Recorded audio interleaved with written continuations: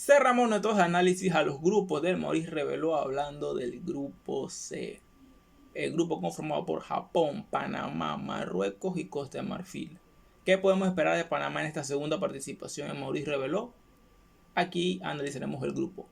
Empezamos. Bienvenidos a Lecturas de Balón, en esta ocasión hablando del grupo C del Maurice reveló, el último grupo que nos faltaba por analizar. Un grupo que al principio hay que recordar que era Bolivia el que era el país que conformaba el grupo, uno de los países que conformaba el grupo. Hay que decirlo que obviamente por la declinación que tomó Bolivia, ese cupo lo tomó Marruecos, y debo decirlo que lo que antes era un grupo asequible quizás para Panamá, ahora es un grupo bastante complicado. Hay que ser bien honestos. Iniciaremos analizando a la selección de Costa de Marfil. Bien, analizando a Costa de Marfil, a los elefantes, históricamente siempre hemos dicho que Costa de Marfil es una de esas mejores selecciones lo que es el territorio africano. Pero hay que decirlo que en los últimos años podemos decir que esta selección está pasando por un bajón. Porque hay que decirlo, desde el Mundial de el 2014 no asisten a una cita mundialista. Detalle que muchos dirán, no lo sabía, pensé que Costa de Marfil no. Costa de Marfil desde el 2014 no asiste a un mundial de fútbol. Y hay que decirlo que en lo que es categorías menores, desde el 2005. Hay que decirlo que la generación de Ludovic Batelier de entrenador me genera bastante incertidumbre cuál era la convocatoria que iban a hacer, dado que no sabíamos si Costa de Marfil iba a traer un plantel todo europeo o un plantel que trataría de sacar a sus mejores jugadores africanos que tienen aún en el país, en su país. Yo debo decirlo que la convocatoria es bien interesante. Inclusive diría que las posiciones que me han sorprendido ha sido la delantera. Porque es cierto que obviamente el jugador clave tiene que ser esa posición, y lo es. Es David Datro Fofana, el chico del Chelsea. Este chico, desde que jugaba en el fútbol noruego, ya presentaba unas características interesantísimas, y hay que decirlo que ahora en el Chelsea parece ser que quiere explotarlas aún más. También en jugadores a seguir tenemos Jan Nguocian, que es mediocampista del Niza. Ibrahima Fofana, también mediocampista. Tenemos a Yacine Traoré. Con Yacine Traoré tenemos a Yacine Traoré. Hay un caso con Yacine Traoré. Tú dirás por el apellido.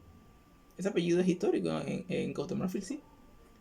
Sí, y sí, también lo es. Él es hijo de Kolo Touré. Obviamente, sobrino de Yaya Touré. Un jugador bastante interesante de la cantera del Leicester City. Mucho juega este delantero. Y también tenemos a Fernando Goré. Fernando Goré, ojo con este man. Ojo con este chico. Este juega en el fútbol húngaro, en el Juventus. Fue uno de los mejores, fue el máximo goleador de su equipo. Primera división, estamos hablando. Ojo con Goré.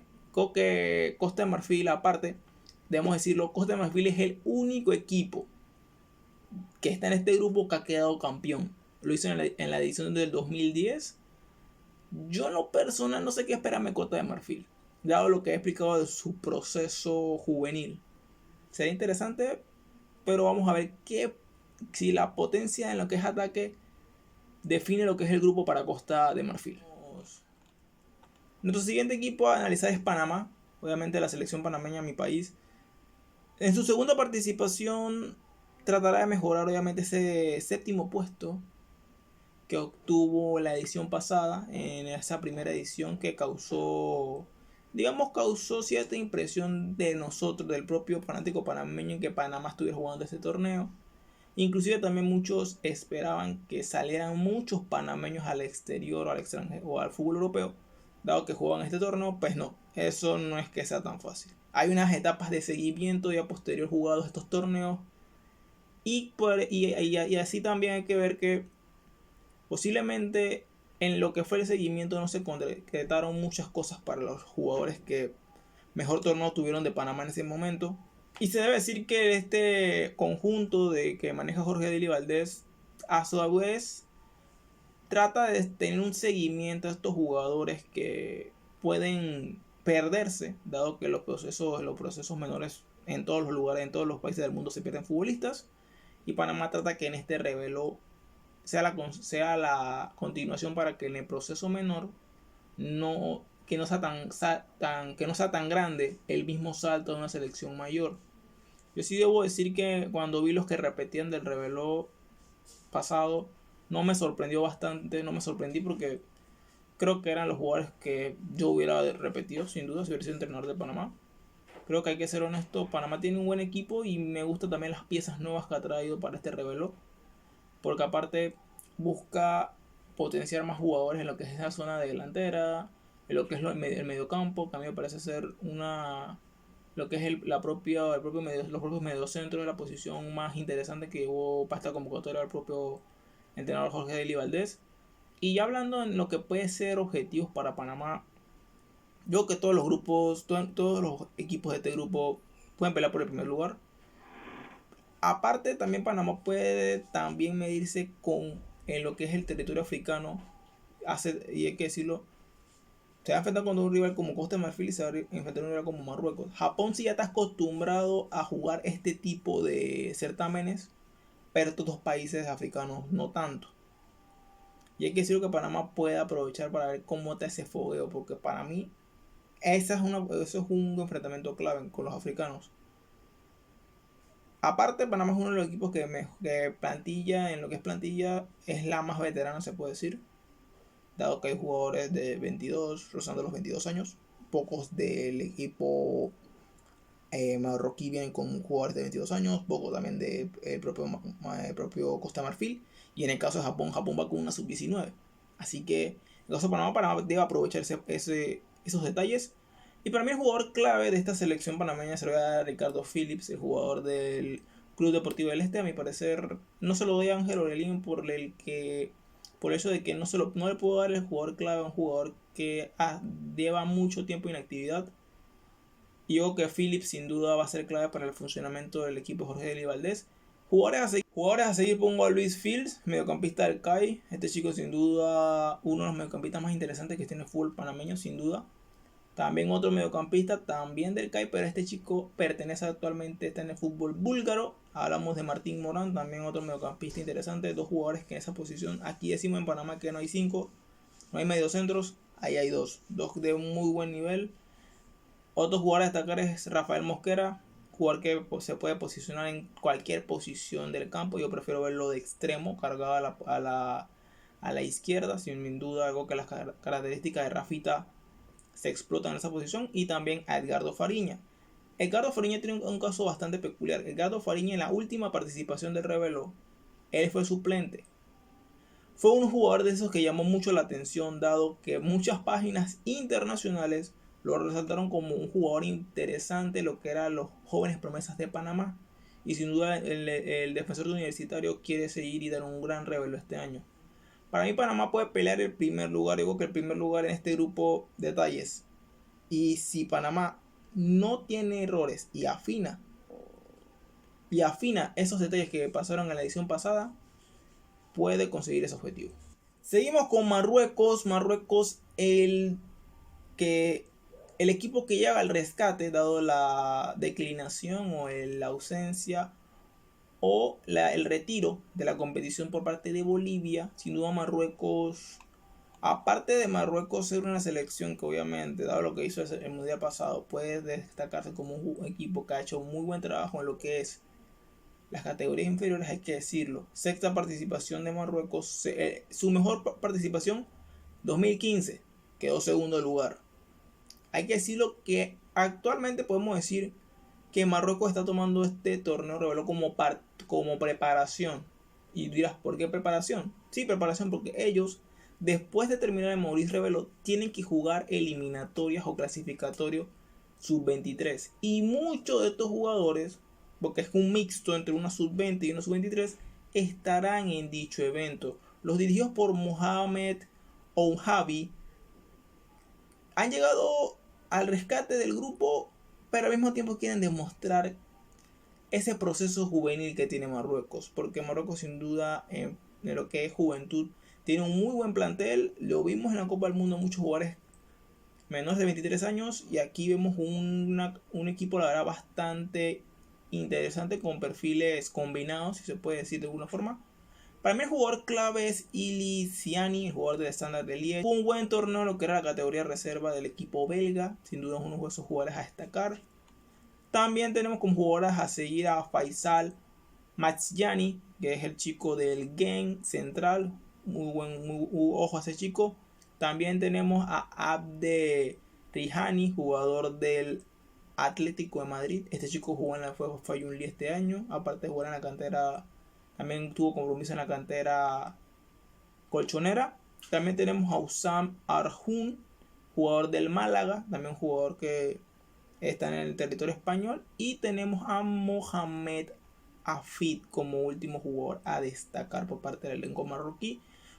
Muy parecido a lo que dije con Panamá, este equipo en lo que puede ser, yo creo que en la zona de mediocampo es donde tienen los mejores jugadores y se afina a esa posición y controla el partido. Pues es un equipo bien difícil de batir y esperemos cuál es el rendimiento de Marruecos, dado que posiblemente ellos son uno de los equipos que vienen con mayor preparación para este torneo. Y como último equipo a analizar de este grupo hablamos de Japón. Japón en su 16ª participación en este reveló. Hay que decirlo que su mejor participación fue ese segundo lugar en el 2019. Los dirigidos por Kazunori Hope.